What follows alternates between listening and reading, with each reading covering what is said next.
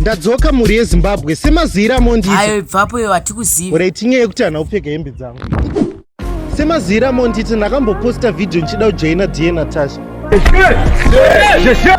Ndiye Natasha mondipinza. Ina ndikwanisa kudze nyaya yediye Natasha chimbozvinzwira imega kubva kuvaridzi venyaya. Koma ndachikumrovhunza kuti ndiye Natasha season 3 iri kubuda rini because yamirirwa nevanhu vese. Yes. But wait, Mireya man, hamusi kunyatsoziva kuti AC Bima ndamaona kupi.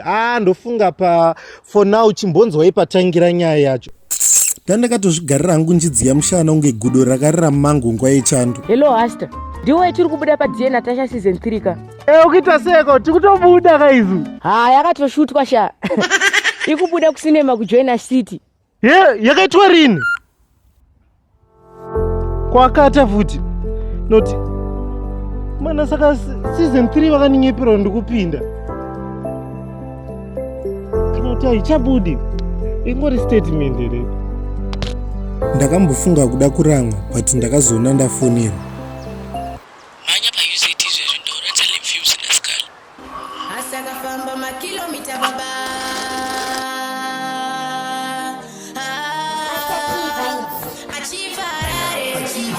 Leo mungaziva munhu anonzi Talem Films. Achiva masvingo saka kadoma Zimbabwe. Hasta Bima yauya nemafilimu. Hasta Bima video unaka kungeritimu.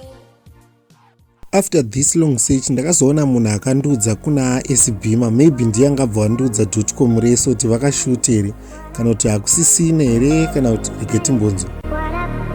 Provunza kuti ndiye Natasha season 3 iri kubuda rini because yamirirwa nevanhu vese. Yes. Changoti first week of October. First week of October. Yeah. I think it is 2 weeks, 3 weeks from now. Takuto report. Tanga kutoshuta. Asati ashuta. Totanga kushuta next week. Handikufara kuva nemi izvezvi because inini makaonawo video rangu riya re Natasha joining. How was it? It was lit. That was the best endorsement ever. What did you like most? I was telling Fombuti, I like your energy and the way you know the art is just different. Onongosvika ongota uyamjoina ndiye Natasha. Ende futi kana usina subscribe minoti wakamirira yochiona director weDiye Natasha Talem Films akasubscribe. Thank you Mhosva, thank you. Makanyanya.